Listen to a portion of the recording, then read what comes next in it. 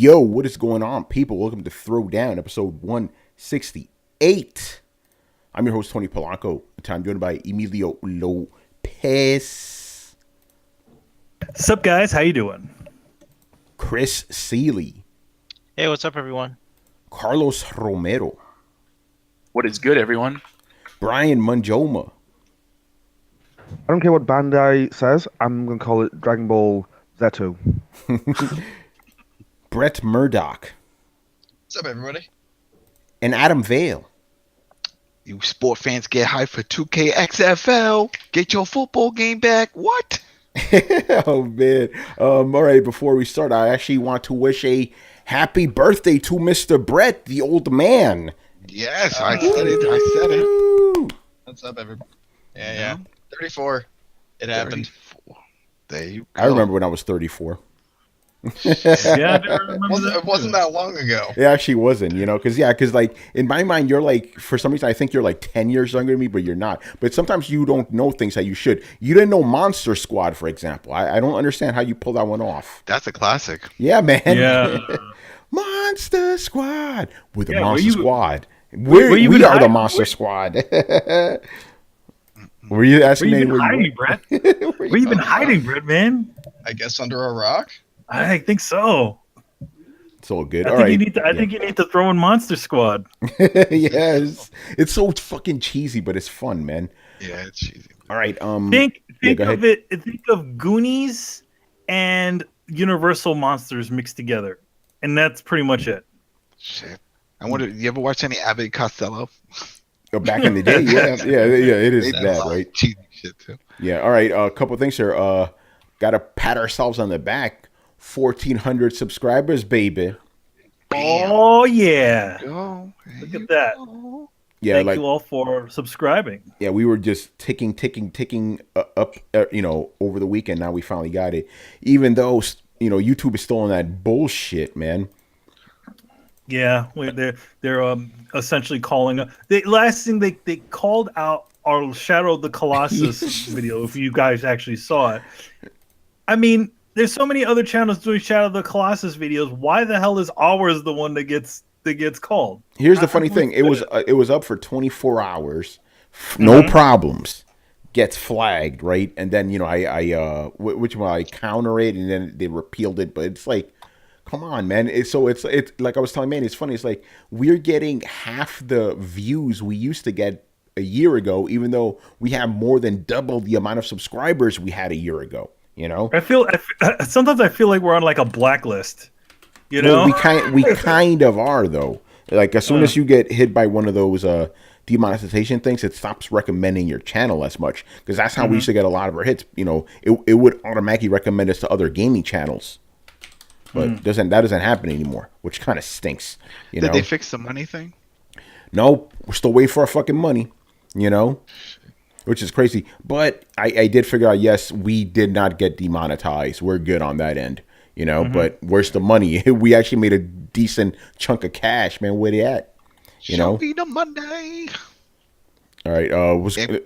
We could just say that out. We could just pull a race card and be like, the algorithm is fucking racist. It's racist. Yeah, we can, right? I feel violated every day. The algorithm doesn't like diversity. I don't know, because we got everybody on this channel. I'm just saying, we got everybody in this bitch. Oh, what? I was gonna say something, Tony. Don't do it. The Benetton. I'll say it for you.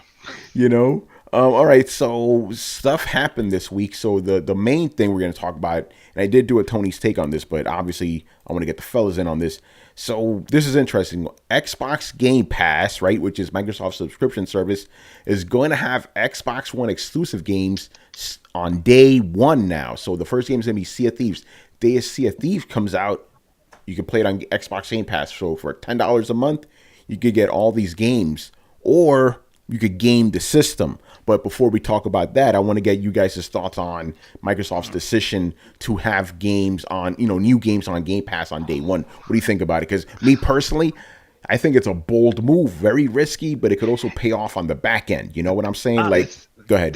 This is that step, man. This is that step that we all been talking about. Who's going to make the first step to go all digital? Somebody needs to do that and cut out retail. Who's going to be the first to try to burn that bridge? And they're the first. This is it, because now you got all these people that I'm sure are going to start canceling pre-orders. I'm like, damn, for $10, I can go and pick up this game, probably beat it within that month, and then I'll cancel. So there you go. So why the hell do I have to go and spend $60 and stuff? Especially now that we're in an age where there's no more demos. Remember, demos were mandatory. Now it's like every once in a while they feel like it. So, yeah, man, this is a big move. This could win or this could hurt. Who knows? But I give them credit for it. Making that first step. Because my thing is like, okay, why would you buy a physical game from them, right? Or physical or digital full price game when you can just opt into the service, right? Like, is this going to hurt game sales? Because I'm imagining it's going to. Well, I mean, the thing is that also we also have to profess this a little bit with it's only going to be Microsoft exclusive games that are going to be found day one on there. So that means you're not going to find the new Call of Duty on there. You're not going to find the Assassin's Creed. You're not going to find any of those games. Probably the only time you're ever going to see those games is after they've already been out. Essentially, kind of like the way PlayStation Plus works. Oh, no, don't worry. You'll see them on their own services. Activision will have their own if this is a hit. And Ubisoft, just like you see with EA. EA has it on Xbox where it's just older stuff. But, man, if this becomes a hit, I could see every publisher doing the same thing. And be like, you know what? If you want our games, just sign up to this service, and then you get them. Don't worry about it. And I could see it happening, because then this cuts out the middleman and they're getting that direct money. So even, let's say, for example, let's say 10 million people or 20 million people, right? And if all 10 to 20 million people just get that 10, do the 1 month for $10, that's ridiculous money. You're in the millions just for that 1 month. You know what I mean? As opposed to how much you were going to sell of that game. So I think it works out for them. At least on paper it does, and I think that's what their marketing guys and their business guys, their analysts were like, you know what? I think we could do this and make a big profit. Let's try it out. We're gonna piss off some people. Whatever. We have to go in that direction. But if this kicks off, and let's say 2 or 3 years, that's it. Goodbye to game stores. Just like we lost Tower Records and all these other bookstores, same thing. I miss the Wiz, man. The Wiz, Crazy Eddie, Virgin Megastore. I don't miss the Wiz. Those fuckers used to freaking overcharge you. Yeah, that's same true. thing with Sam Goody. But I do miss Virgin Megastore. Yeah, Virgin Megastore was the shit. But Adam, you kind of did. Actually, you didn't allude to it. You flat out said the game here, how you could game the system. Basically, let's just say, for example, for you people who may not know, Adam just said it, Sea of Thieves comes out, right? You can have the shit pre-order right now. You cancel your shit, you get the game pass for that month, right? You beat the game, you let the subscription lapse until the next exclusive comes out. You see what I'm saying here? You can totally game the system. Pop in and pop out. Pop in and pop out whenever you want the game. And you get all your Chivos, and that's it. And that's something. And the thing is that and we also talked about PlayStation Plus. It's almost the same way how PlayStation Plus works, whereas essentially it downloads to your system, kind of like the way that does. But you notice when your PlayStation Plus lapses, you lose all those games. Mm-hmm. But then, as soon as you start up the subscription again, you get it all back. All back. Yep. So yeah, I don't know, man. Chris, get in here. What do you think, man? Well, I mean, I know Microsoft wants more people to play on their platform, but I just see this being bad for retailers and online stores. So, like you said, why wouldn't Xbox people just go, all right, for $10 a month is pretty cheap subscription, I get the full games now? But the onus is on Microsoft. See, they've stepped in it in two facets. So one facet is pissing off the retailers, right? That they're like, shit, man. All our pre-orders dropped off because you introduced this service and you're killing the business. So they might have a bad relationship going forward with some of the retail, especially the stores, because they're already having a hard enough time with Amazon and shit trying to compete. Then they stepped in it in other ways because, okay, now now Microsoft, I'm putting this out there. You have to release games. You have to keep people like wanting to subscribe to this service and getting these releases day one. And what are you putting out that is going to keep people subscribed year round to this? I think they're probably going to do a lot of the older games. It's going to be a lot of the older titles. Yeah, and then it's going to be, and then That's the a day problem, one, though, man. They're yeah. relying too much on Wait. old shit. But I even- definitely think that a lot of the modern games are probably going to be a year or two off. But you know what it is for that price at $9.99, and I mean we see it with a lot of the services, which is why almost everything has a service, because it's been proven that if you put something at a low price point, even its reoccurring bill, people tend to forget and they don't think it hurts their wallet. What, $10 a month? I mean, we saw it with gym memberships and we see with other services and Netflix, and that's not that bad. And what am I getting? I'm getting a bunch of games. Yeah, you know what? So if everyone gets that mentality and starts adding up, that's a lot of money they're getting. Not including you still paying the $60 for the gold membership, so they're making some good bank on that. But yeah, like you said, they're going to be pissing off a lot of people. But maybe this was always a long-term plan, because remember all those Microsoft stores that started popping up in malls everywhere. So they were like, you know what? Don't worry, we got it for our hardware, because they supposedly that was the whole thing. You don't want to piss off the retailers because you need someone to sell you hardware, right? Well, then if they have all their own stores, people love to buy stuff online anyway. Does it really matter? Well, they're testing it right now if it matters. Well, there'll be an interesting test to go along with the theory we put out long ago that Xbox will just become a service. Oh, yeah, yep. This is all game for service, yeah. Yep. Yeah. And they've actually said this. They've actually said this too, where they wanted to turn gaming into a service, or looking into games as a service. Yeah. And here's another aspect of this that I haven't seen a lot of people talk about. If you really think about it, Microsoft is now doing the always online thing, and people are okay with it. They in the end they did it. Think about it. If you want to be subscribed to the service all the time, you need to have an online connection. Pretty much be online all the time, right? I know you can download the games to your hard drive, or whatever, but you're essentially being online 24/7, which is exactly what people didn't want before. But like Manny said when I was talking to him before, they just worded it differently. They presented it differently. Remember, people don't like being told what to do. But if it's like, hey, for $120 a year, essentially, you get every game you want. You just have to be online the whole time. People are okay with that. But at least they get something, because they're getting something. Before it was nothing; it was just mandatory, and you couldn't even trade and do shit. Yeah, and they weren't able to express anything that would be a pro.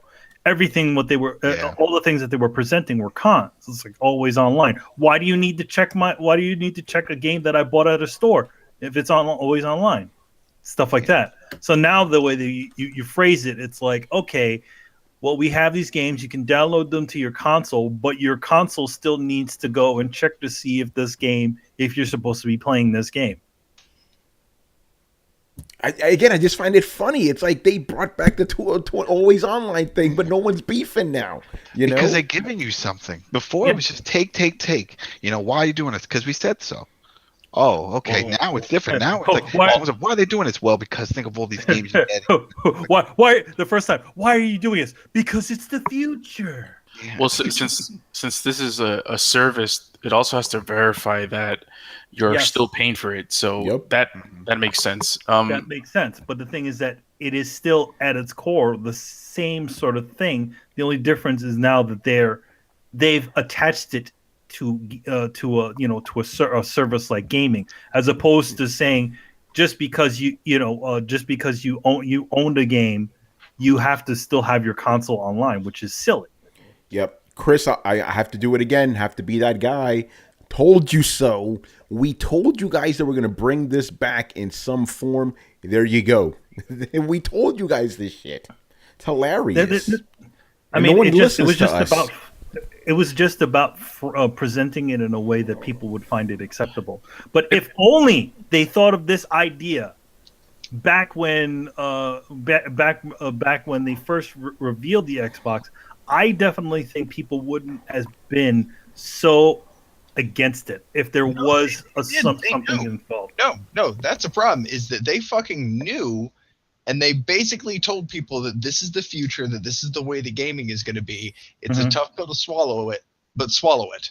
And they essentially put the cart before the horse, in the sense of like, well, yeah, it needs to be online because everything in the future is always going to be online. But everybody was saying like, well, okay, in exchange for it always being online, what am I getting right now? And why do the games that I want to play have to be like, if they're single player games, why do they have to be online? Especially if you're not offering the service yet. Like, they made the demand of the consumer before they really had anything to pay back with. And now their approach is, well, we'll just, justify it as we go because it's necessary for these plans we want to implement. And that makes a lot more sense to the consumer. Like, as you said, like, well, it's a service. I'm subscribing to it. I have to log in. It has to make sure that I'm up to date. It probably has to patch any games. Like, it's a service. I have to log into an online thing.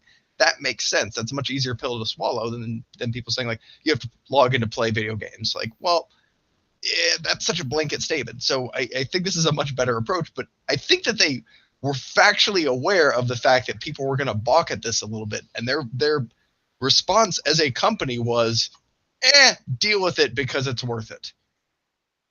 Yeah, pretty much. Get a 360 if you want to be offline, Yeah, by the exactly. way, Silver Sky's asking, he asked a good question. Is Game Pass going to include DLC expansions? No, it's not. It's just the game. That's it. Because again, Microsoft, they want that extra money from you. You know what I'm saying? So this is a crazy situation now. So let's say you do buy CFD, you get CFDs, on this service. There's the new DLC for Sea of Thieves.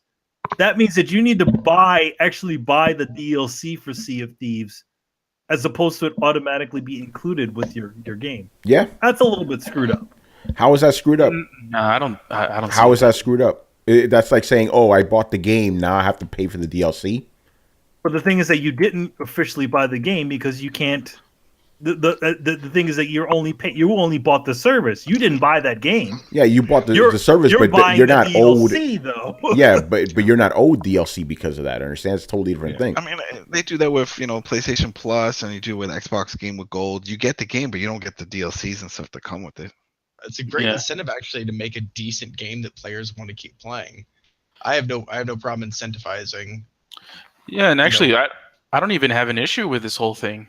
I don't know. It's like when we're talking about it, seems like we're kind of a downer on it. I don't have an issue with it. I don't have an issue with it at all. It's bad for retailers. That's what I'm saying. It's good for us to know how to work this. Fuck retailers. Yeah, exactly.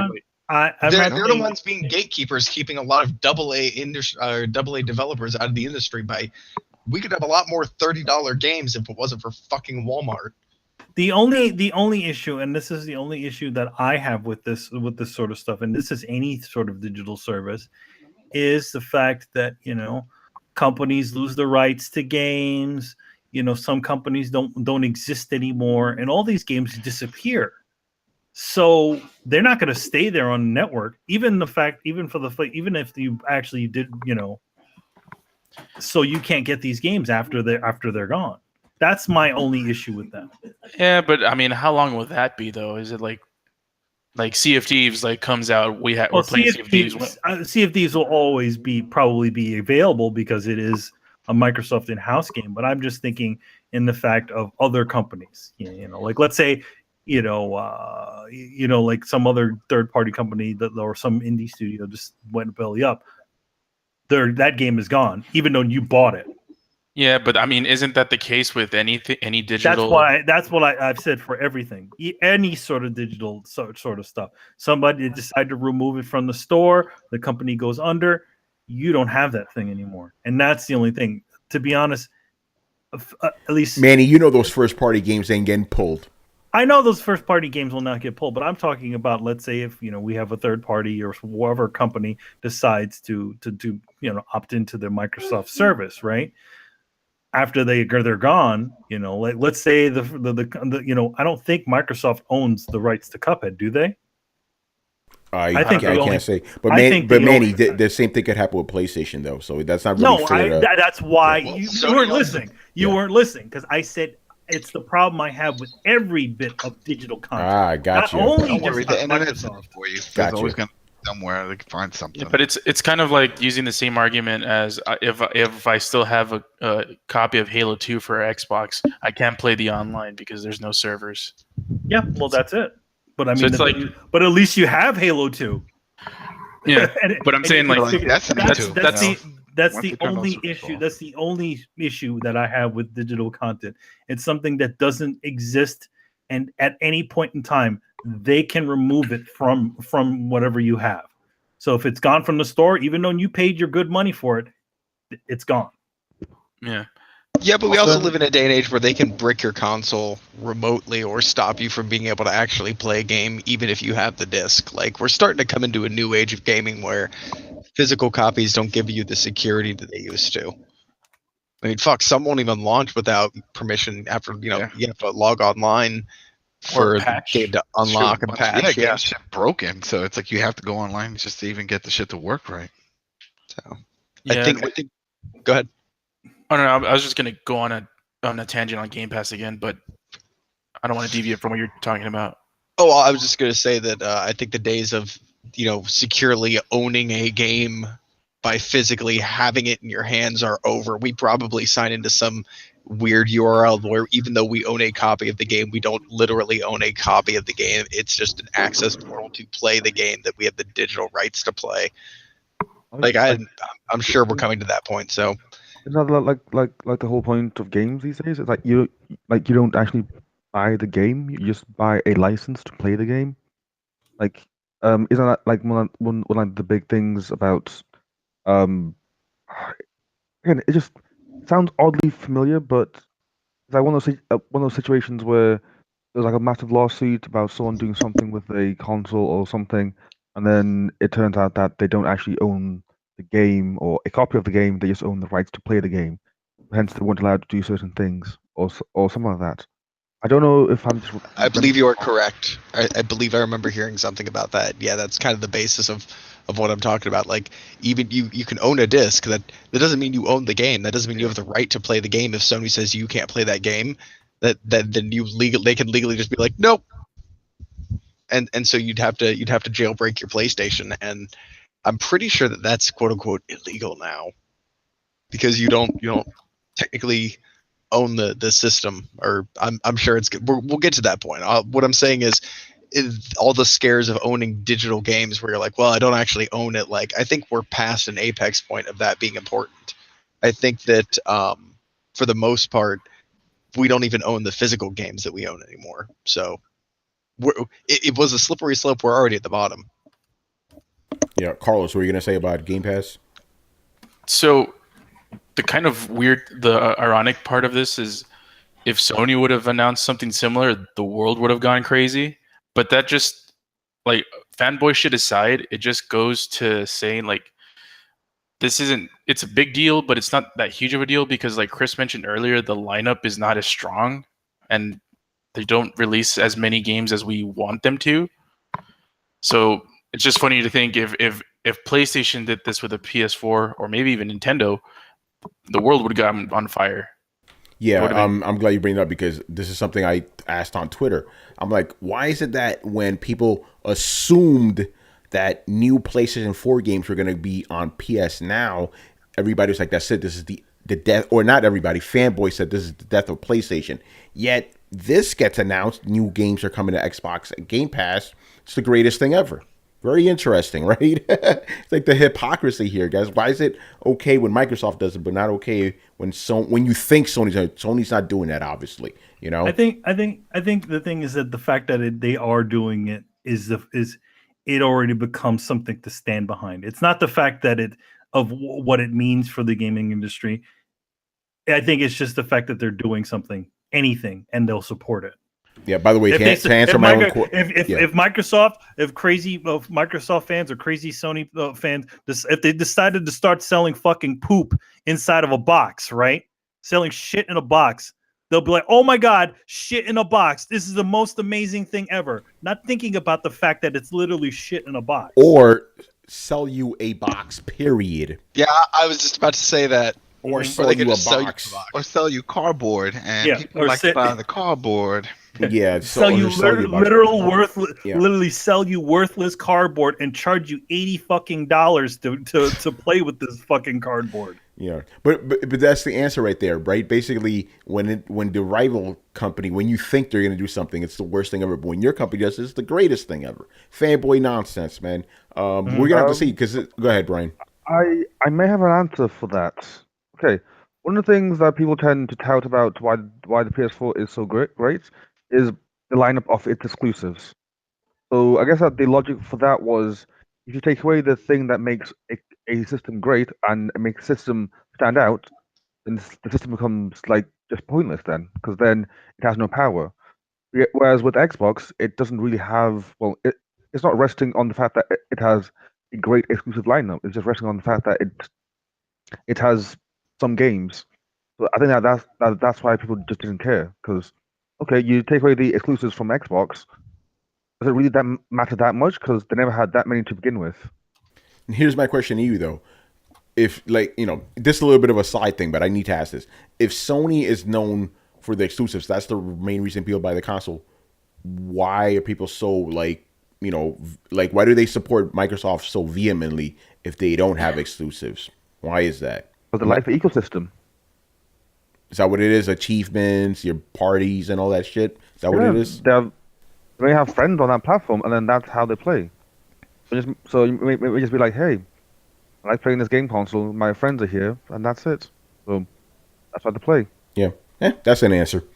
All right. And then yeah. some people don't want to move on, especially with the achievements or trophies. Yeah, they've been on there forever. Since the original Xbox and shit. That's why people do it. Yeah. All right. I think we're pretty much covered with that. We're gonna see what happens. We're gonna talk about Sea of Thieves a little bit later, though. Because Manny, you saw some gameplay and stuff, and I know I want to get your thoughts on it. All right, let's move on to some other news. This is crazy. All right, so Jason Schreier, one of the few actual gaming journalists out there, put out another report where he exposed some shit. Basically, Bioware, some employees that he talked to, right, are feeling the heat. So what's going on is that they're like, listen, if Anthem doesn't do well, we don't know what EA is going to do to us. They're really afraid EA is going to kill the whole studio. These are employees saying this shit, and they're like, they're pretty much banking everything right now. Even Dragon Age is still being in development, but they're kind of putting it to the side to focus everything on Anthem. They like, if Anthem doesn't take off, we're in trouble. So pretty crazy shit. And again, we called this too. If Anthem doesn't do well, Bioware's over. Just like countless other studios that EA owns. I can see that. I mean, think about it. You can't have two back-to-back flops. You know what I mean? And anything, and film, and books, and music. Your label will drop you if two albums. They invest a lot of money. So I can believe that. Well, the thing about it is, it's like there's so much resting on this one thing. It really shouldn't have been that way. They went out there thinking that Mass Effect Andromeda was going to be the biggest shit since sliced bread, and it wasn't. That was supposed to be the safe bet, Mass Effect. Now the safe bet didn't do shit. So now the far away point, which is and this new game, that's an even harder sell. Yeah, and they said part of the reason that the game was delayed, apparently it was going to come out this year, is because they really want to make sure they get it right. They can't be fucking up. And they also said that they're trying not to, because they're aware of what fans think. Like, they're trying not to piss off the fans with this game. So it's a weird thing. It's like, they're trying to piss off the fans, but they're also trying to please EA, because there's going to be microtransactions and loot boxes and all that other shit in here. EA's going to want the usual suspects. They're going to be like, okay, you spent all these millions of dollars. We spent all this millions of dollars on this game. Even selling the game, if the game sells great, how can we keep making money off of this thing? Yeah, Brett, get in here, makers. I know you said Bioware was your favorite company. What do you make of this? Heavy sigh. I don't really know all that much about Anthem. It seems like a deviation from their normal title. It seems very EA'd up, if you will. And so I don't really know how they're going to please their fan base, because it doesn't seem like it's a Bioware game. This seems a deviation from everything that has made them successful. And it's weird that they put their B team on the thing that has always made them successful, as if they've forgotten that, no, that's the meat. You're one of those companies that people come to for the meat and bones of true narrative and immersion. But you also got to understand that fucking BioWare is not in charge of that shit.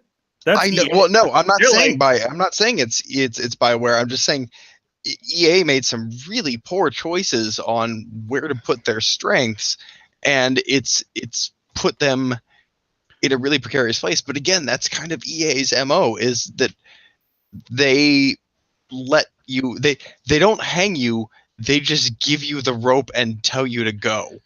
And they really leave you no other option. They gamble with entire studios and then drop them if they're not successful. So I think all of this is very legitimate and real.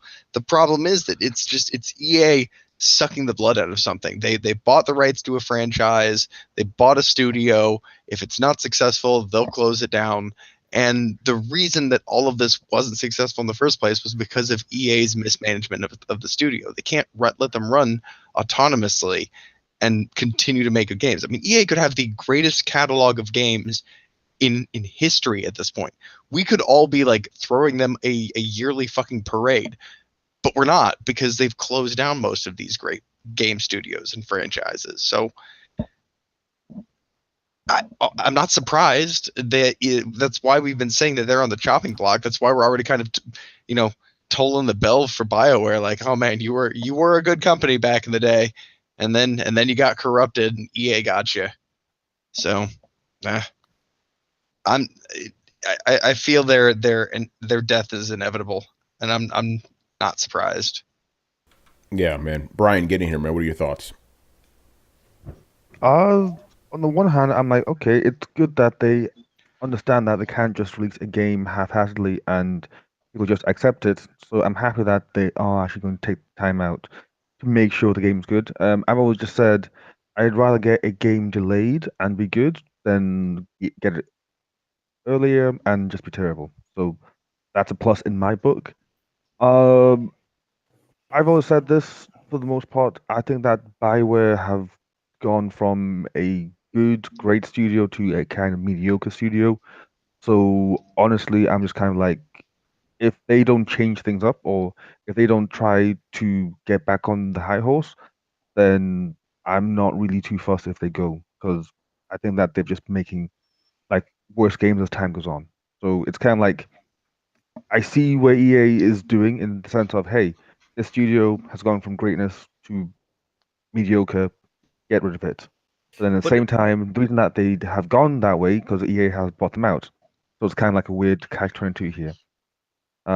Yeah, and also just fuck EA on the basis that they are EA. So there's also that. Manny, what are you saying?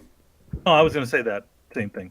Yeah. I mean, they got bought out. And Chris, what are your thoughts on the fact that these developers are feeling the heat, from EA? They're it's like palpable now. Well, I feel bad for them because they're caught between the devil and the deep blue sea. Like the devil is EA, right? All they think about is money. EA is unrepentant in their greed. We saw that last year. They even told investors like, "Oh, don't worry. Taking the loot boxes out of Battlefront won't affect our profits and shit." Right? They just lie all over the place. They don't care. So you have that, and Bioware is beholden to them, right? So they have to do that, but they know the backlash. Gamers are sick of this shit. They don't want loot boxes, gambling, and just throw thousands of dollars into a game is ridiculous, right? So that's what they're facing. Bungie gets it over and over again with Destiny 2, and they see it especially from EA. So they know EA's reputation. Like they get one more bomb that they may shutter the doors.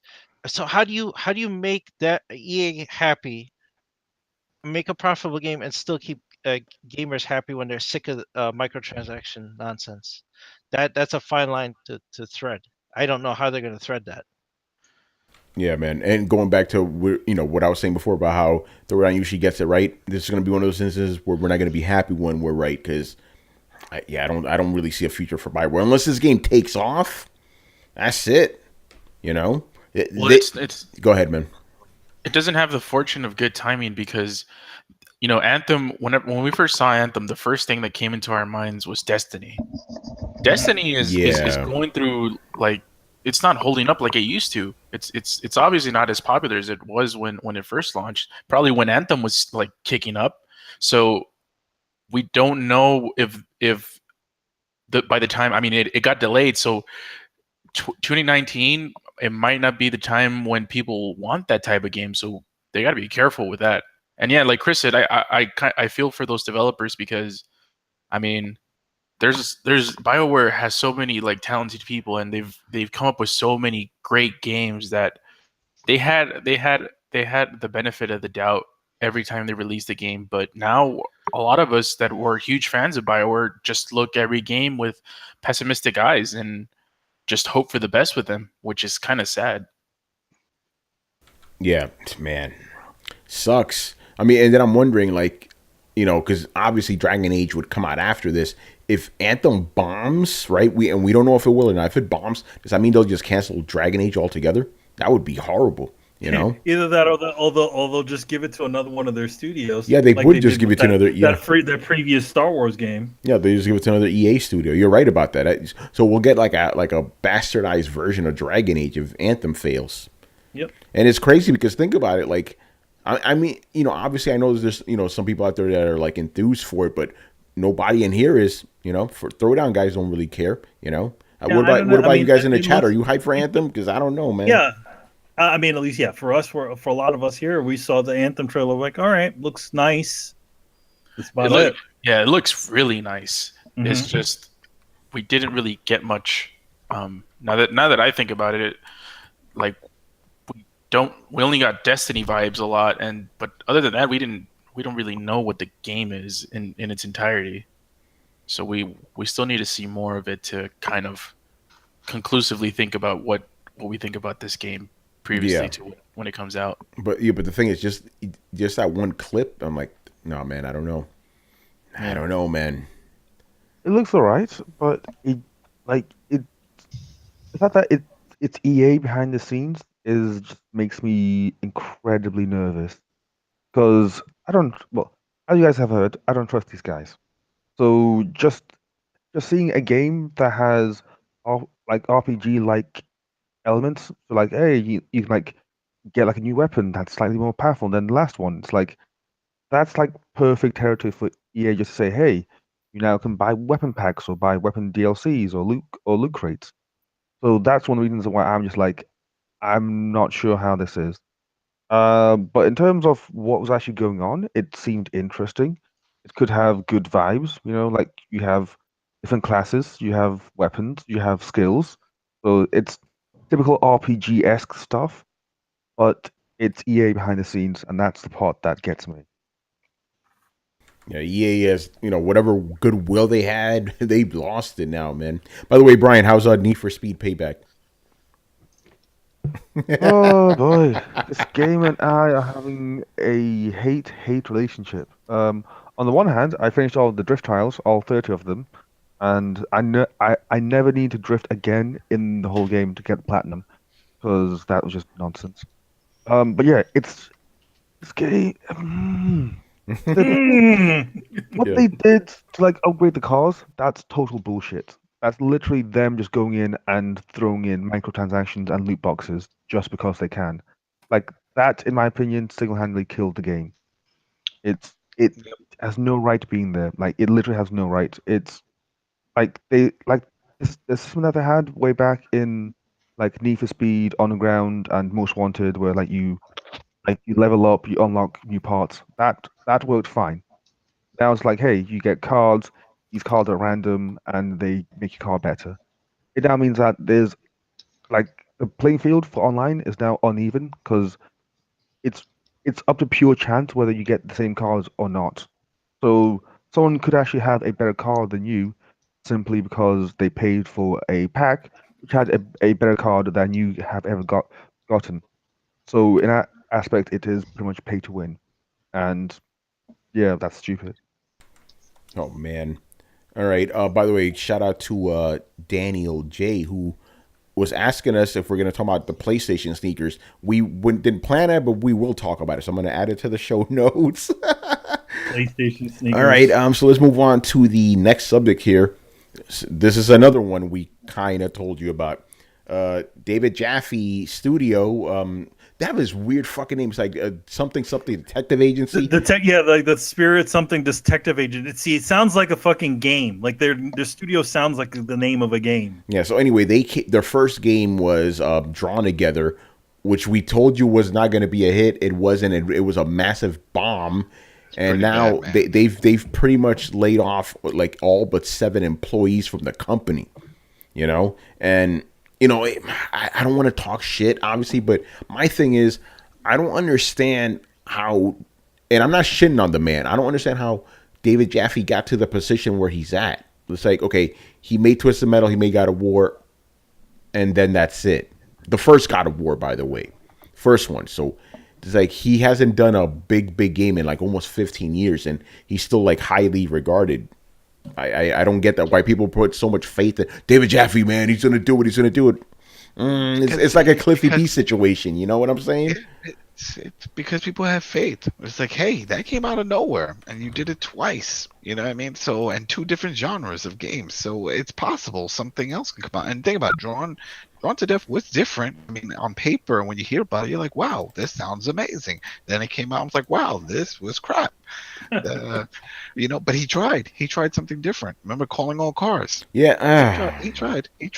Yeah, but Adam, I mean, Metallica has a better track record than David Jaffe, but we don't trust them yet. You But know? Metallica's released a lot more, so they threw a lot more at you, and a lot more shit did stick. He's not throwing at Yeah, you, at least John. Metallica has like at least like 5 solid albums. You know what I'm saying? Yeah. David Jaffe. Puppets, baby. Shit, man. So yeah, again, I don't really have too much to say. I was just like, yeah, guys, come on, I mean, stop putting so much faith in Jaffe. You know? I mean, it's the same. It's funny because it's the same sort of situation that happened to Cliff Bleszinski, where it's like they were both looking at situations where they were thinking that their name could carry across, their new titles. I feel like a lot of times when here's the thing about Metallica, and when we're talking using Metallica never stopped making fucking heavy metal music. They make lighter heavy metal music. They make more poppy heavy metal music, but they still make heavy metal music. David Jaffe making Calling All Cars is a friggin' mind leap from Twisted Metal and God of War. I need to be that guy. Metallica never stopped making heavy music. They did stop making metal at one point. Listen to the Load albums. Just had to throw that out there. That shit's not metal. But I mean, the thing is that they still. I mean, they still made heavy music. They still made hard they didn't rock. all of a sudden start making fucking rap. Yeah, you know what I mean. It's a different story. For David Jaffe, I understand that need as an artist to try, to make different things. But sometimes, especially when you have an established reputation for a certain type of games, you probably don't want to jump too far off the target, because you don't want to lose those people that were already standing there. You know what I mean? Yeah. It sounds an awful lot like common sense. Yeah, it does sound like common sense, doesn't it? Well, you're known for the thing, do the thing. Yeah, you're known for the thing, do the thing. So, but to be fair, he did come out with a new Twisted Metal. Nobody bought that shit on PS3. Nobody bought that shit. I feel like that Twisted Metal was like 20 years too late. Oh. That Twisted Metal game should have came out a long time ago, before people forgot. Yeah. Yo, Sour Gemini, you're saying some weird stuff in the everybody on the show, just throwing out there, everybody on the show is straight, my dude. I appreciate the fact that you like the way we look. You must be trolling right now, because we're ugly motherfuckers, man. Speak for yourself, buddy. Yeah, well, obviously he's commenting on my two. I took a shower this month, so I'm glowing. So we're I actually shaved my beard a little bit. Yeah, we're flattered, but nah, bro. Some of us got women's too, Anyway, chat gets crazy sometimes, man. Yeah, David Jaffe. I don't know what's gonna happen with the studio. I guess they're gonna have to make. They're gonna have to be smarter decisions with only 7 heads. Well, and you forget the other part of why this happened is that they were being funded to make another game, and that company pulled out. So that's a deep cut. They were being funded to do something, and then somebody said, "You know what? We don't want this anymore." That has happened to a lot of pretty decent studios. Like Double Fine almost got killed by something like that too, where they were being funded to make some game, and the company that they were working with pulled out. In fact, it almost, if they didn't get Brutal Legend, with I think 2HQ picking up Brutal Legend, right? If they didn't pick that up, that wouldn't have won anywhere. They would have been gone. So it's a double-edged sword. I mean, granted, you have a last game that didn't really pay out very well, and then you have then you have your company that just said, you know what, we don't want whatever you're selling anymore. Yeah. By the way, correct me if I'm wrong here. Didn't the game release as a free game and it still bombed? It's After the fact, it came out. It was. Oh no, you still it had to was buy like it. launch date. It's released on launch on PSN Plus. It was like a It was early access type of thing. it was like a free-to-play game, Yeah. and then they also there was going to be a retail version, but it just didn't work out. Yeah. Calling all cars. That's Yeah, right. I don't know, man. It's the same sort of situation. I mean, like what? Like I don't understand. I mean, the style was interesting, but there wasn't anything that really was that really grabbed you about that stuff. To be honest, it just looked like, one of those hero shooters, kind of like Overwatch or the other one that came out before that predated Overwatch for a little bit. Whatever the hell the other one. Team Fortress. Not Team Fortress. The one, the one right before Overwatch. The one that everybody was going Battleborn? crazy. Battleborn, yeah. It looks like that sort of stuff where it's like Overwatch, Battleborn, hero shooters, and in fact, isn't that kind of what what's his face Cliff Bleszinski also released too? Yeah, a hero They shooter. both made the same. Lawbreakers. They both made the same game, except the skin's different. Yeah, and I mean the difference is David Jaffe didn't just assume he was going to have an automatic hit just because he was David Jaffe. Cliffy B thought he was going to have an automatic hit because of his name. He admitted it, you know. Yeah, which is silly. Yeah, you should never think that at any point that you are constantly going to make gold, because that doesn't happen. It's a fluke that even that they went through the first time. That's the thing. Yeah, they're just trying to think positive. That's the way I see it. It's like, No, it's not thinking positive. They're being That's arrogant, they're man. like, hey, you know what? No, I can do this. Why can you do this? Because I'm me. I made a bunch of great things. That's Come on ego. now. That's ego, ego. yeah. There you go, ego. I like it. Go ahead. Yeah, but there's a Yeah, difference. narcissist. So I think it's That's fine. positive, man. There's a huge difference. Yeah, okay. ego and thinking positive. That's okay. I'm all for it. Cliffy B thought he could roadie run, and just do anything, but no, that's not the way it works. It always, you got to remember that. But now he knows. You got to sometimes. Now he knows. Meanwhile, his company's little like sparking at the seams. You know what I mean? So I feel like, remember, you got to remember, whenever you're putting a game out there, especially if you're any sort of studio, it's always going to be some sort of risk. And never think that at any point that you're going to constantly make gold. What the hell is EA going to do if friggin' Call of Duty flips the bill?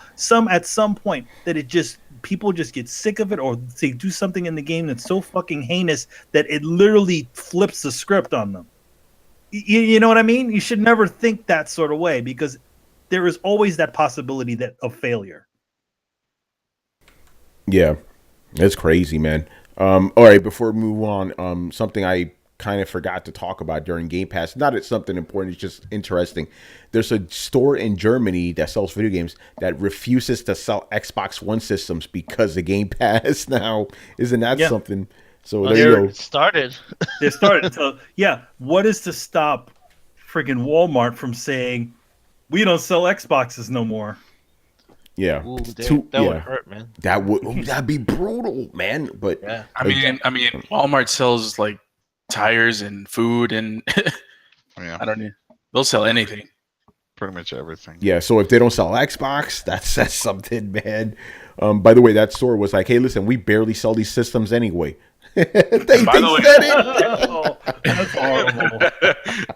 And by the way, if GameStop decides to stop selling, if GameStop decides to stop selling Xboxes, then you can pretty much just shut down like 1/3 of the store, because Yeah, that's all it is. especially with the used game market. It's kinda- Yeah, Chris Cobra, what's up, man? He goes, Microsoft turned it. That's what we've been saying. They're going to turn that shit into a service. Xbox as a service. Xbox. We've been saying this from the beginning. Yeah. They're looking to make Xbox a service.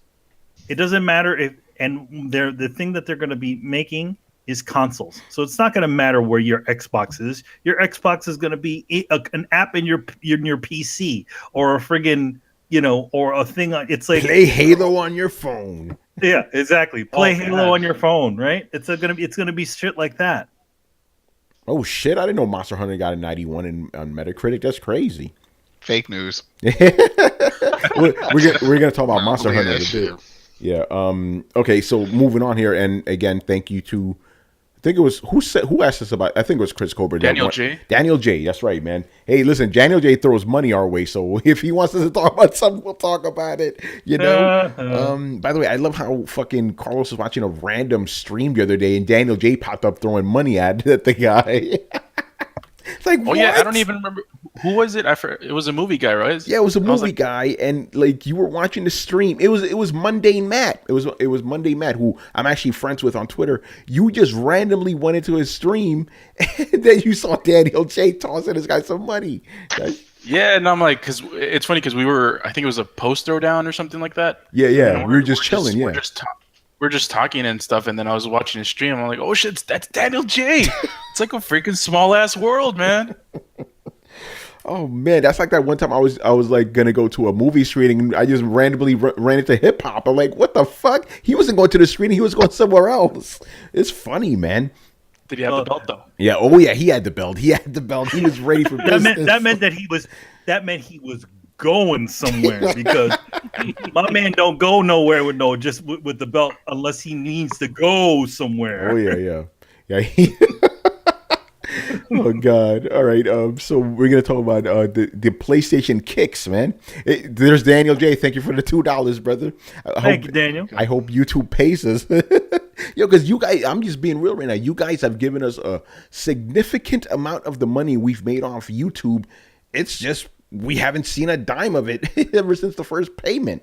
It's crazy. I'll tell you guys some other shit. Oh, there he goes. There's Rose giving him a kiss. All right, so let's talk about the PlayStation sneakers. So PlayStation or Sony, they're getting together with Nike. Our favorite, right, Carlos? So Nike, and they're gonna release. That's it. Now we know the answer. So Nike.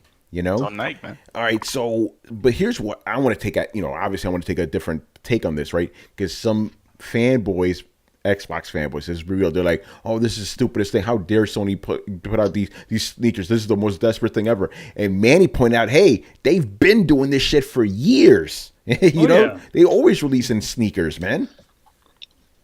But anyway, Adam, let's go to you because you seem like a sneaker guy to me. What do you think of these? Nope.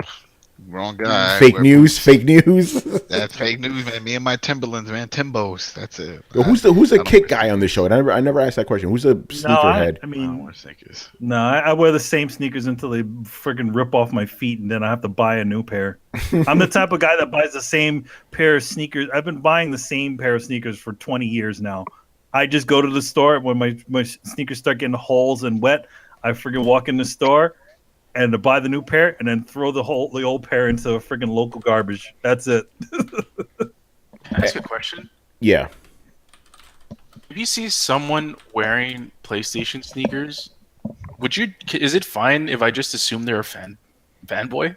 Yes. I would think so. Yes. I definitely think that this is a product that's definitely, gauged toward fans of the PlayStation. Like when I go to PlayStation Experience this year, I expect all those motherfuckers to be wearing these kicks. By the way, when because I kind of even though they're fine or whatever, I kind of think they're a little silly. So as a goof, I went on Twitter and asked, "Hey, who's getting these kicks?" Right?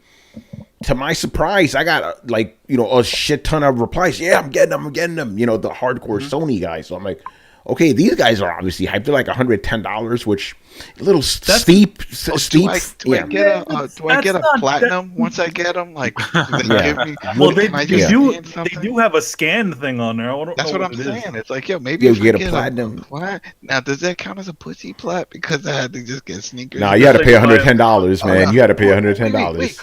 Or do I have to walk a certain mile and I start getting like bronze if I do like 5 miles, and I get some silvers if I hit 10 miles? Yeah, Manny, I like your question. Do those things actually light up? Do they light up? I mean, hey, that's a good. It looks like it does. It looks like it does, but hey, you know what? False advertisement. We come from that age. So Yeah, LA Gear. remember the Marvel vs. Capcom Infinite advertisement? Like those things don't glow, those infinity gems. yeah, they don't, but they show them glowing in the freaking ads and the commercials. No, they don't. Yo, Chris Cobra is like, I rather buy the Nintendo Labo cardboard. Hey, Yo, here's the hilarious. Put those on your feet, bro. Hey, at least, hey, you could make something out of the box that those PlayStation shoes come in too.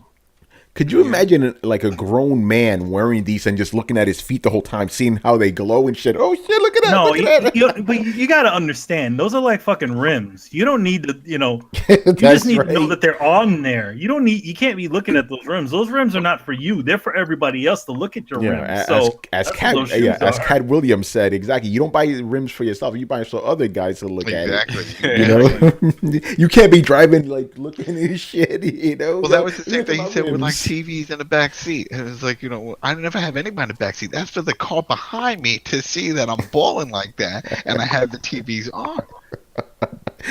The shoes actually do look good. The only thing I don't like is the PlayStation logo. It's just, I don't know. It's only on one shoe. Did you know that, right? You noticed that, right? Yep. It's on one shoe, and the other shoe has some other logo. I don't know what that means. I think the other ones. It could be whoever designed it or the partner, their partner, another partner. Somebody was thinking that it's like a thing from God of War, like a Norse thing. I don't know. No, I don't think so. I think it's another company. Because I mean, and yes, Chris Cobra, I am wearing a PlayStation hat, motherfucker. There you go. You got to get the kicks. I got to get the kicks. But does that glow? But does it glow? It glows in my heart.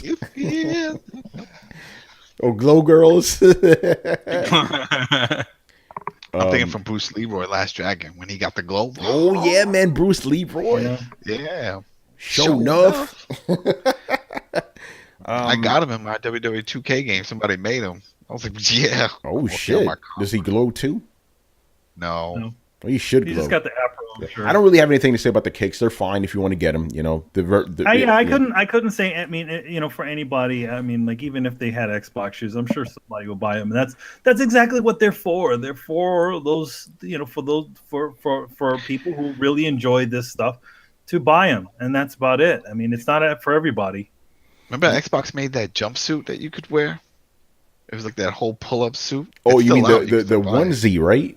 Yeah, the onesie, yeah. Yeah. Yo, I'm just imagining some dude like, walking through the hood and shit with these kicks. He gets fucked up. They steal his kicks. It's a pair of Nikes with the friggin' PlayStation logo. If that doesn't say rob me, I don't know what does. I don't think they look that great, though. You know what reminds me of the Nike Pigeons, if you guys remember that. Oh, shit. And everybody was going crazy for these things. I'm like, you don't look that great. And who's happy to wear shoes called pigeons? I mean, we don't like pigeons. We like looking at them. They're like flying rats. Yo, OBJ, if you do an unboxing video, man, I will hit like on that 50 times, man. I'll make it 52. That shit is funny, man. All right, and go ahead, Brian. Just buy them and then just like keep them for like 5 years and then like just don't wear them and then just sell them on. Because I'm pretty sure that someone like in 10 years' time will be like, oh shit, you got those like the PlayStation ones, like brand new in the box, never opened. So yeah, buy them, sell them on. Are they size 8? No, 15s. All right, forget it. Oh, that's it. That's size 15s. Yep. I was gonna say something right now. I'll stop. Oh, the post Throwdown chat's gonna be good now. Yeah. So many things that Tony can't say. Like, oh shit. Hey, listen, try to be a little bit more respectable now. All right, man. And the last thing, because I want to talk about Monster Hunter, so I'm tossing this story in. But this is actually kind of cool. So a group of Monster Hunter veterans, they've created this organization it's called Adopt a Hunter. Basically, if you are new to the game, instead of them trying to treat you like shit, they want to like help newcomers get acclimated to the game, which is dope. I'm like, why can't we have more gaming communities like this? Like you would expect me, hey, this our game, man, fuck you, this our shit, fuck you, fucking noob, but these guys are actually being welcome. I'm like, hey, see, there's actual unity in the gaming industry, because their whole thing is like, hey, listen, this is the biggest Monster Hunter game out there. There's going to be a ton of new people. We want them to be good so they can enjoy the game. So Capcom will make more of these games, which actually makes fucking sense, So yeah, man. And Brett, since you've been enjoying the fuck out of Monster Hunter, why don't you tell us what you think about this initiative? I think it's honestly really cool. It reminds me a little bit of the Dark Souls community, honestly. The jolly cooperation facet of it, the Sun Bros. Yeah, well, I mean, I hadn't done it this show, and we're at the tail end, so when else am I going to throw it in? We have a quota, man. I know, right? But Brian, actually, the game reminds me a lot of Dragon's Dogma too. With the fighting and the mounting mechanics, I think you'll really enjoy it when it finally comes to PC. Anyway, so yeah, I think the system is a really cool system. I think the community is generally a really good community. Don't get me wrong, it is self-serving, but it makes a lot of sense because there is a bit of a steep learning curve to it. So, and it is a cooperative game. So unlike Dark Souls, you're not going to try and take advantage of that steep learning curve by fucking up noobs. You genuinely need them to help you. So, it seems like a great thing. I'm enjoying the game. I'm interested. Now that I've gotten a good bit of hands-on time with some with Tony, some by myself, I'll be interested to see how just playing with the community pans out now that the game is actually being released. Hey, Brett, check this out. Chris Cobra says that he's part of the Dark Souls help community on PlayStation, so that's pretty awesome. Yeah. Yep. Oh, wow. See. Yeah, there are people that even some of the covenants, are about helping other people beat the boss, helping other people against invaders. It's built into the game mechanics, so there is a large part of the community that likes to play those people. Chris, for example, is a great Sun Bro. Chris likes coming in and just whomping on the same bosses when people need help. I myself also enjoy that kind of thing. My plan for Monster Hunter release is Dark Hunter. Dark Hunter. My plan for Monster Hunter release is just hang out in camp and respond to SOS flares. Like, that sounds like fun to me. So I'm really happy that this kind of thing is developing, and I hope the community keeps going in this direction, and we don't have the influx of new players create something toxic. Don't fuck it up, guys. Yeah, exactly. Especially if you want people to come into your community, But yeah, so here's the funny thing, and this is the other thing I want to talk about. This is going to be a mix of things I want to talk about. This whole thing of games coming out on Friday is kind of fucking things up for Throwdown because it's like games come out Friday, we come on Thursday, man. Because before games used to come out on Tuesday, we'd have a couple of days to play the game. We could give you our thoughts and shit. But we have been playing Monster Hunter for a little bit, so at least we could talk about that. And we did the beta too, So yeah, man. That means the stream, man. Which has happened. Yeah, we're going to be streaming the fuck out of this game, man. So get ready for that, man. But yeah, the game is apparently, I didn't know about the Metacritic score. That's good. Actually, I didn't know how the game was being received, but I finally got my post up there. I talk about the game. I could actually talk about it now, and I'm actually very happy to know that I could actually play with others. Like, this is a game, like, and again, I want to do SOS flares and all that shit. None of these, I'm just being real right now. None of these gaming journalists were playing the fucking game online while I was playing this shit. 2 weeks they weren't playing that shit online. Like apparently the Gathering Hub, that's where you actually see other people walking around. It's like, I didn't see any of that when I was playing the game, So yeah, it's going to be fun, man. Like Brett and let's tell the story, man. The 3-way kaiju battle, man. Kaiju battle! Now you're the resident storyteller, so I'm going to let you handle this one. So there we were, hunting through the bush. Okay, no, seriously. So Tony and I were on this hunt, and I forget what were we hunting exactly? We were hunting an Anjanath. That's right, we were hunting an Anjanath because we were trying to bust out its teeth. You have to specifically hit it in the face and crack its face to get the fangs that you need to build new armor sets. Which is one of the first sets that you get that's really good. So we're hunting this Anjanath, and Tony's going to be better at remembering the names of these guys. But so we're hunting this Anjanath, and we injure it, and the Anjanath goes off into a new area, and we get to the new area, and the Anjanath, upon retreating from us, had found a great Jagras and decided he was going to try and eat the great Jagras to restore his health, or because it was a turf war. So these two start going at it, and Tony and I sit back for a second, like, let them fight. And as we're fighting, what was the name of the other thing? All right, so let me break it down, because this is what happened. So we were hunting Yadinath, right? But the fight took about 20 minutes, right? The Great Jagras, which is like a big iguana, right? like every 5 minutes would just show up and start fighting this big T-Rex guy, right? Then eventually we heard the Anjanath so much it retreated to like a higher up nest where the Rathalos hangs up, this big dragon. Sure enough, there's the fucking Rathalos, right? So the Rathalos fucks the Anjanath up, right? So Anjanath goes scurrying away. Here comes the fucking Jagras, starts fucking him up. And then the Rathalos like, oh, you guys are fighting? I'm going to show up too. So there's a 3-way fucking kaiju battle. And Brett and I were like, just step the fuck back because we're not trying to get in the middle of this shit. It was beautiful. I looked at this shit, I'm like, what other game this year is going to give me a 3-way fucking monster battle? I don't think there's going to be another one. That's just insane. I knew you could have 2 monsters fighting 3 monsters. Fucking insane, man. I love that. And they wasn't 3 monsters and all the little ones were swarming around when they smelled blood. So like, yeah, there was like we started this huge feeding frenzy. It was awesome. Yeah, and both of us were idiots because we didn't record the shit. We should have hit the share button, you know. But hopefully it'll happen again. But the thing is, like, remember, this is random shit that was not scripted. You know, it just happened. You know, which is great. I love it. Yeah. So right now, you know, I'm just doing the typical Monster Hunter thing, which is like grinding on, you know, like grinding to get parts, which is kill a monster a certain amount of times, get the shit you need, upgrade, kill another monster, get more shit, blah blah blah blah. It's fucking insane, man. And we're gonna have a lot of fun playing. And again, with the exception of Adam, we're all getting this shit, which is a surprise. You know, on Throwdown, we don't really cooperate on any games. We don't. Yeah, we don't usually. This is a Bloodborne situation. If you think about it's a Bloodborne situation. Bloodborne, we were pretty much all playing that game at around the same time. So it's a really cool thing. So yeah, I personally put in quite a bit of hours in just the little beta that they put on there. Oh, go ahead. Oh no, I was just gonna mention. Not only Monster Hunter comes out, Dragon Ball Fighters comes out tomorrow. Fighters, as we're now told, just fighters. Yeah, but that's the thing. I already said I'm like, I'm hyped as fuck for Dragon Ball Fighters, but it's have to be put aside.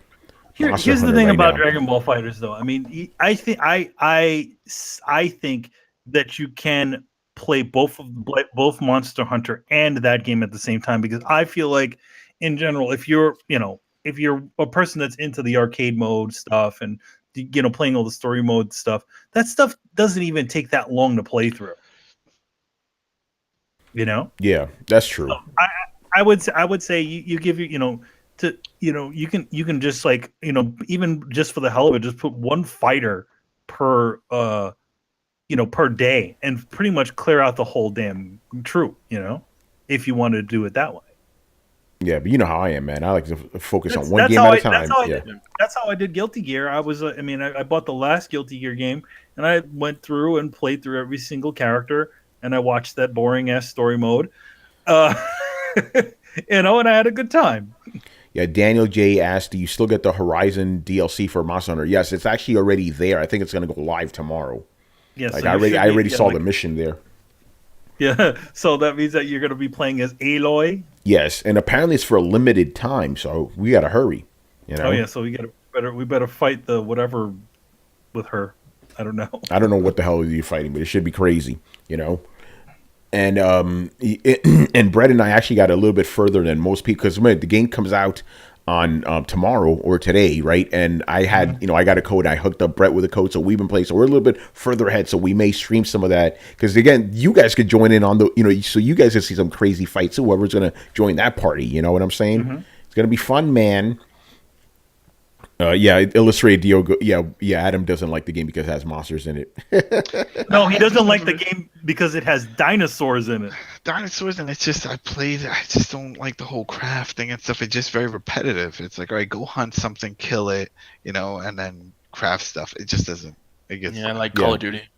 Call of Duty, I get to shoot people in the face. There's a thrill in that. And we can team up on that. And you see, nobody jumped in with me, and now I'm on my 3rd prestige. I'm all alone. Hey, man, you never talked to me, man. I could have played with you. I sent you messages, and you blocked me. And you think I don't know? You blocked him. I know. I tell you blocked her. Because it said, return to sender. Player not interested. I'm like, you know what? F you too, man. Hey, man, you were supposed to talk about that, man. People always ask me, because I have a clan tag. Yo, how many in your clan? I checked. I was like, I'm an army of 1, sucker. Leave me alone. Yeah, go back to Wildlands, man. yeah, Wildlands finished. No, I can't go back to Division. We're going. I have to finish that up for the Dark Zone. Oh yeah, And we could then talk about that Project. real quick. God of War comes out on 420, man. 420. Yeah, man. Yeah. So smoke him if you got him. Isn't that also Hitler's birthday? Yes, it is. So it comes out on Hitler's birthday. Place of gotten foreign. Yeah, actually, we live in 2018. How did you know his birthday? You're a racist and a Nazi. The Secret South. The Secret South. That's crazy. It's Busted. Hey, what's going on, So Diesel? we're still waiting on Detroit Become Human and Spider-Man release dates, right? That's right, and Days Gone if you're interested. They're all coming out the same week. You didn't hear? They're coming out tomorrow, son. It's called God of Days Gone. They're changing the name. Wait, But yeah. Theo, are you lying about that? Adam, do you really have Camilla blocked on Twitter? No, What? You probably don't even know who the fuck that is. That is. I don't have anybody. I got one guy blocked, but he's a FIFA player, and he keeps trying to convince me to buy foot coins from him. But that's it. So, yo, buy my coins, son. I'm selling these hot Yo, coins. Silver Sky, why are you I'll sell still this talking about The Last of Us multiplayer? Nobody playing that shit, you know? He is. Yeah, he is. He's the only guy in the room. Yeah. Anyway, Manny, tell us about Sea of Thieves, man. So, here's a little plug to Mr. Victor Lucas because I tend to watch his show because he apparently runs Electric Playground live every day around 2 p.m. Eastern Standard Time. Still around, man. Yep, he's still around, still rocking it. So, at every show he shows off a new game. So this time around, he was showing off Sea of Thieves. So, one thing I find very interesting about it, and this is something that they couldn't get across in the demos that they showed of it, or it really didn't come across that well, is that it's a very much a cooperative sort of game.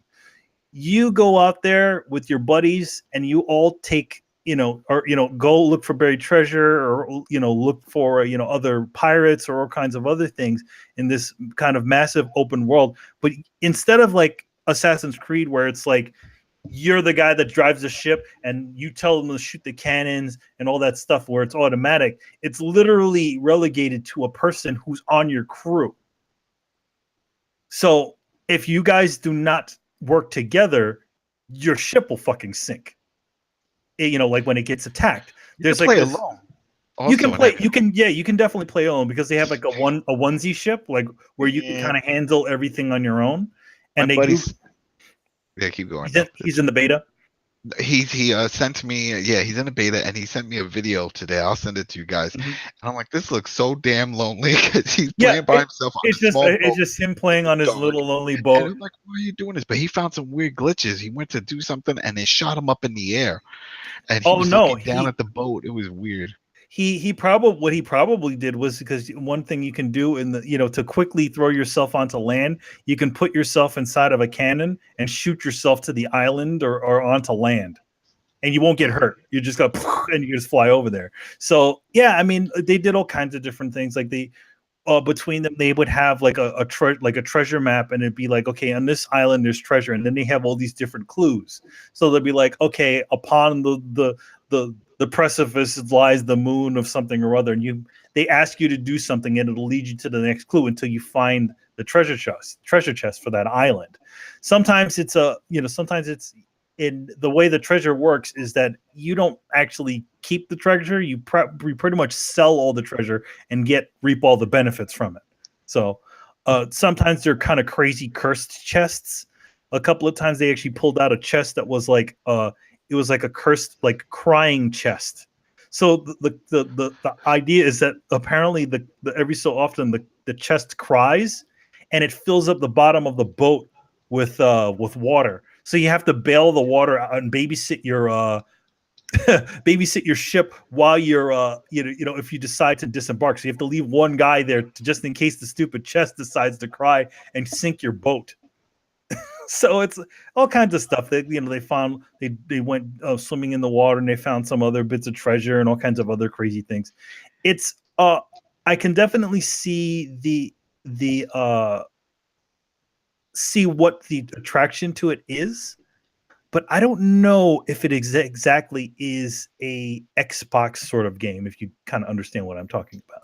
Not enough shooting. It sounds like your type of game. Are you getting an Xbox? Are you No. telling us you can't? That's This thing has no story. It's not for Manny. It's not. It doesn't have any story. It's you create the story, which I definitely think could see Brett playing this game because it does have that.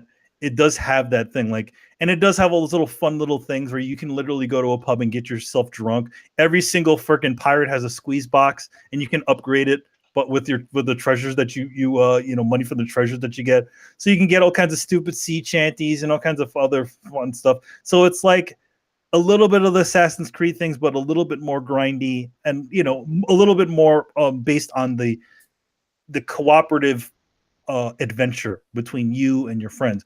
But the thing is, I could definitely see things going wrong because it happened in the beginning of the stream that Victor was doing, where him and his other buddies were kind of fucking around. But there was this one guy who was like, he wasn't even a games journalist, and they asked him, "Hey, are you a game journalist?" And he's like, "No, I'm not. I just got this thing because I entered a randomized contest and I got it." So this guy knew everything. He's like, "Oh yeah, you go over here and this is." So he was essentially doing the guided tour of the beta, which was actually really good because you actually got to see all the different things that you could do, as opposed to Victor and his buddies kind of fucking around, being like, "Hey, look, I can get drunk," stuff like that. So I thought it was a very interesting game. I definitely think it would. I don't know if it's a system seller, to be honest. But I definitely think it's a very interesting idea, and I do think the style of the game is quite nice. Like the water is amazing in there, and the weather systems are really, really nice. So I don't know if it's a system seller, but I do think there will definitely be a pretty good fan base that'll be behind. I could definitely see a lot of people just being obsessive, looking for treasure, fighting, doing ship battles, and all kinds of other stuff with it. My question is, because PUBG on Xbox has been confirmed for 4 million sales already, will Sea of Thieves do those same numbers? I don't know about that. I think PUBG is more of an Xbox fan sort of game than Sea of Thieves. But here's the thing: I could be wrong about that. This could be the bee's knees for some people. This could just be like, "Oh my God, Sea of Thieves! I'm gonna blow everything out." So I do think it has a lot of potential. I could see a lot of people having, and I thought there was some really fun little aspects of the game, like really quaint, like, "Oh, hey, look at that. You could do that." So yeah, it looked like a cool game. And, if you're interested in that sort of thing, go pick it up because it looked cool. Yeah. But obviously, on the flip side, how most of us here are getting a Monster Hunter, none of us are interested in this game. I think Brett showed a little interest, but that's about it. No, because Brett, you like pirate games. Yeah, I do. So there you go. I like pirate games. Hey, Brett, let me ask you: would you be willing to play this game on PC? Yes, I'm actually kind of looking forward to it. Oh, okay. There you go. So there you go.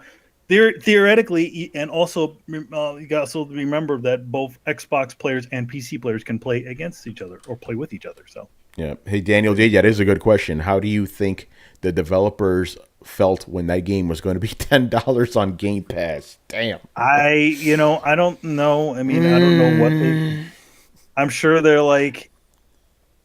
I mean, here's the listen, they made their money already, man. They made their money, Well, yeah, the studio already made all their money. It's just it's Microsoft essentially making that money back that they spent on it. Here's the thing: people might just do it. Like, imagine, okay, can you see Sea of Thieves on the shelf, $60? Isn't it $60? I believe it is. Yeah, it is. It's a $60 game. You can see that. Yeah, you can see it physically. Yeah. You see people paying that for that game. That's a good question. Because I'm thinking Xbox guys. I don't know, man. I'm going to say this: if it was a $30 game, people would jump right on it. Yeah, I agree. At $60, I think people might be a little bit wary on it. At $10, that's an even better deal. That's right. It's like, yeah, you forego the physical aspect of it, but you get it for $10, the whole game. But you get it for $10. So I feel like if the retail versions of this game do not work out, I do think that maybe the the Xbox Game Pass version might be the win. Yeah, it's a good point. Interesting. But again, my thing with Sea of Thieves is like, if it has no story, what's the point? The point is Yeah. pretty much like Exploration. is exploration. That's it. You're asking why would you be a pirate? Yeah. No, but I mean, what's your motivation here? I'm having a hard time You're understanding this. You're Adventure. you're an adventure. Because here's the thing: like, there's not a specific story, but that doesn't mean that there isn't a story, like a definite direction. But that doesn't mean that aspects of the game have little bits of story. You know what I mean? Like, let's say you get to a desert island and you find a dead body, and on that dead body is like some sort of clue for something that's deeper in the island. So that's Okay. I see what you're saying. There is still story based on all that stuff. You know, Yeah. like there's still little bits of story here and there that need to be designed for it. So there's no like I don't think there's any overarching real story. Hey, I'm a pirate. I'm on the ocean. It's like, okay, if you're a pirate on the ocean, you don't like if you're a real pirate on the ocean, do you have a fucking story? Most of it's just to get money and not fucking have the ship sink. Yeah, I guess that may be enough for people, you know? Yeah. So I mean, I think it's a cool looking game. I think it's got interesting ideas, but it's not something I specifically would want to play. Shawan says that he likens it to the Dark Zone in Division. The world's always alive and changing. Yeah. I was Yeah, telling my buddy yeah. this in that video because he got robbed. Yep. I could definitely say that, where it's an always evolving sort of world where everything kind of moves and changes. Weather is never the same. You know, you could find a ship that's sunk to the bottom of the ocean, and you know what? That could actually be another player's ship that's on the bottom of the ocean with a treasure inside of it. That's cool. That's something that can happen. You could actually sink somebody else's ship? You can sink somebody else's ship. Okay, that's pretty cool. And it'll actually stay there. It won't just like video game go away and stuff. I don't know. It's like the Division. I know stays that. there, so someone picks it up. I think that like if you don't pick up any of your treasure boxes and shit, that probably stays in the bottom of the ocean for some other pirate to go pick up. But I think he told me that some chests they float. Yeah, some of the chests they do float. Like there's something else in them. But some of them are just like some of them are cursed chests. Some islands have skeleton warriors on them. Some of them like have natives, stuff like that. So it's like each island has got their own little bit of thing, and I don't know how big the actual world is because they didn't really show that. Remember Skeleton Warriors, the cartoon? Oh yeah, Skeleton Warriors. Not a very good show. No. Wasn't the intro good though? I think I remember that. The intro was awesome. Yeah. But then again, that's not saying much because a lot of shows had awesome intros, but the actual shows were just junk. Yeah. That's funny. I bet when we were some people heads right now. What's Skeleton Warriors? I never heard Pirates of that. Pirates of Dark Water. Now that is a show. Yes. And I wish that show got an ending because that had an interesting. Black Sails was idea. awesome. Did you watch Black Sails? That's the pirate TNT show, right? Pirate. No, that was Stars.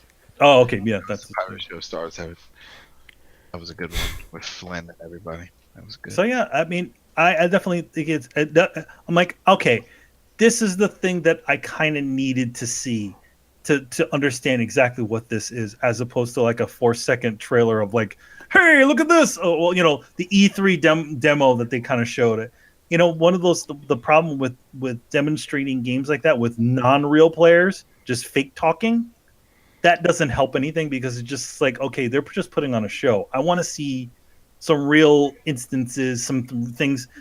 They're not just going to the triggers of these specific things to kind of give you a semi idea as to what it is. So it was cool. It's key. Do you suggest people?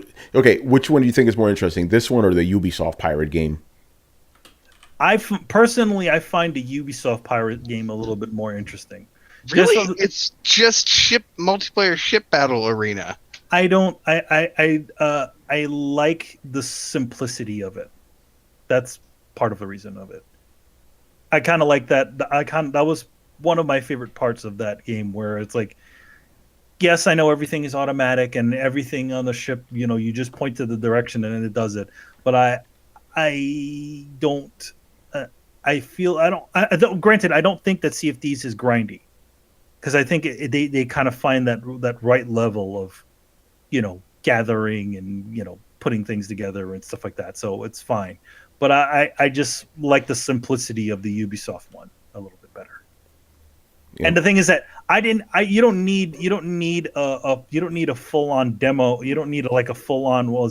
Victor Lucas was playing like, I don't know, for like an hour or 30 minutes or 50 minutes. So at that point, at the 50-minute mark, I'm like halfway through their playthrough, I'm like, oh, okay, now I get what they're going for in this thing. Whereas they just kind of show you the Ubisoft game. You're like, oh, okay, this is Assassin's Creed without the Assassin's Creed. Yeah, the Black Flag part. It's Black Flag without the Black Flag part. Yeah. I'm not interested in either game. Don't really care about pirate shit. So whatever. I wasn't. I mean, I said I'm interested in the Ubisoft pirate game more, but I'm not planning to buy that game either. So take that how you will.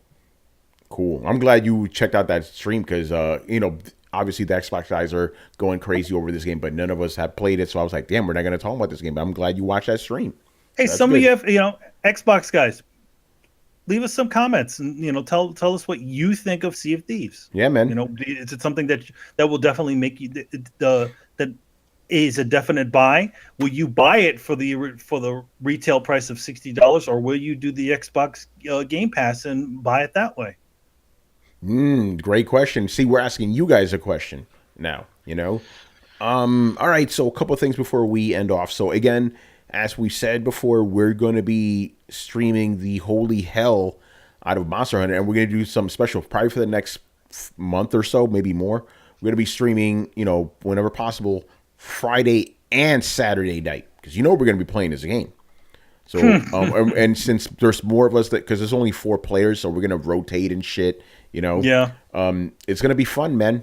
But even though we rotate, we'll probably all still be in the chat anyway, Yeah.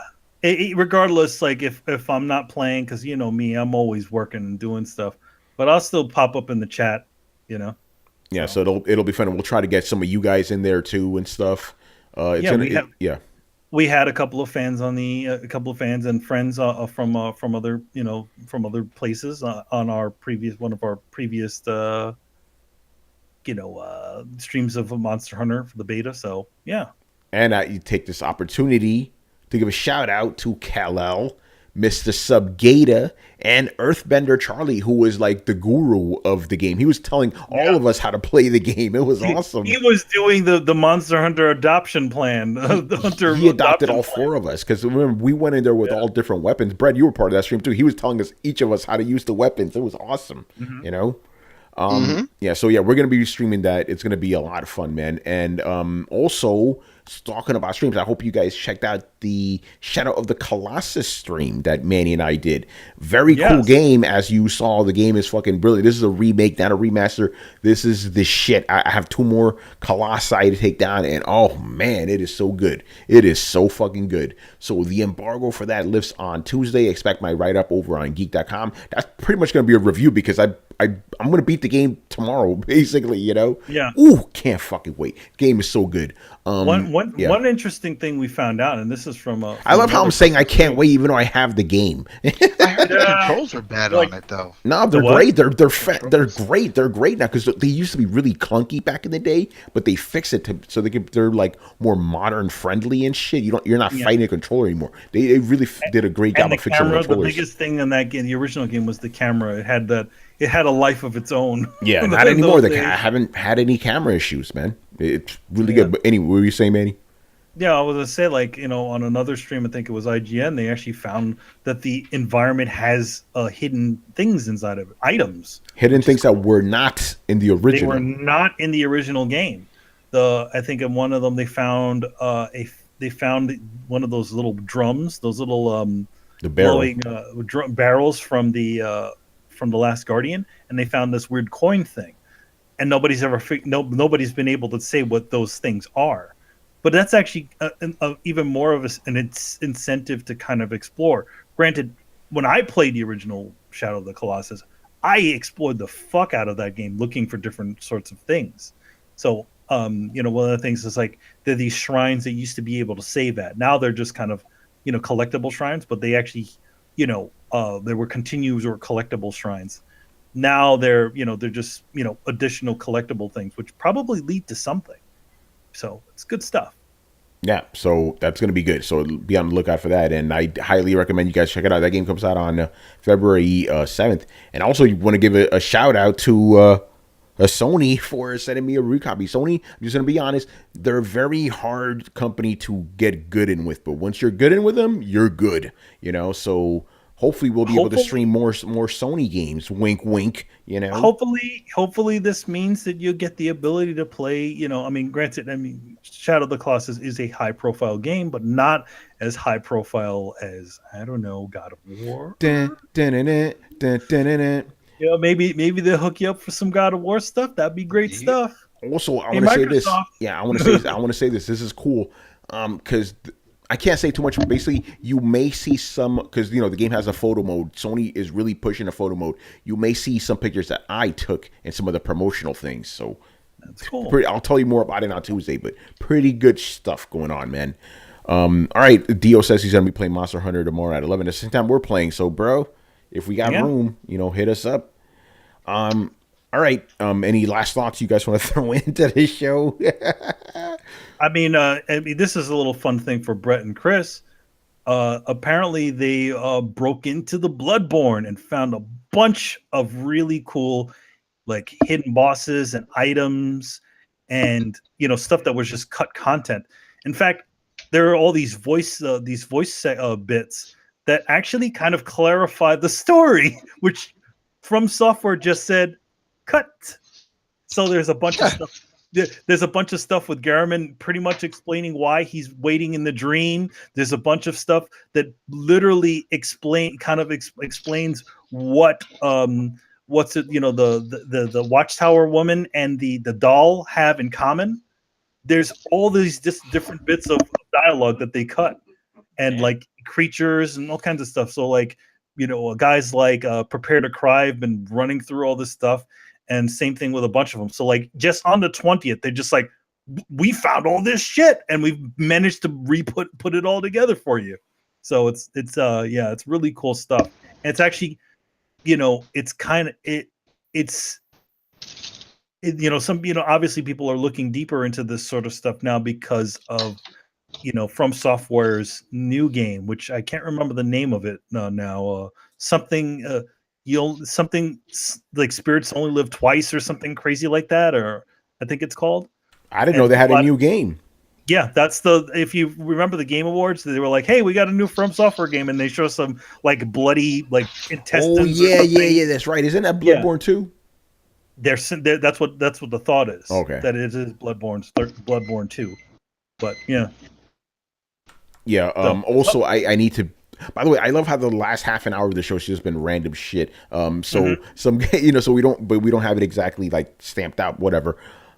This is something Carlos and I were talking about before the show. These game journalists really haven't played any other games, man. One of the reviews for Monster Hunter literally said, I am not making this up, people. Monster Hunter review: Jurassic Park meets Dark Souls. What? Like, Carlos, you're the one. You're like, yo, don't they play other games? Yeah, well, it's like that's the only. The crazy thing is, I don't think they even played Dark Souls. They probably how the hell are you gonna It's like, why Monster Hunter is nothing like Dark Souls. Like I can understand. There's certain aspects of that are Dark Souls-ish, but I don't know if they're Dark Souls-ish or this Japanese-ish. You know what I mean? But the thing is that, like, the funny thing is that, it's not like the game isn't punishingly brutal or anything like that. You know what I'm saying? Like, it is a lot of the hits are somewhat based on timing. Because you have to learn to read your environment. You have to read your environment and read your character, and that's something that's always been in the Monster Hunter games. In fact, Jen's significant other, who's a big Demon Souls, Mr. Gan, who joined us on a couple of GTA streams. Yeah, so he's such a big Souls fan. Like, after he finished the Dark Souls, he started playing the Monster Hunter on Wii. Oh shit! Yeah. So it has a lot of.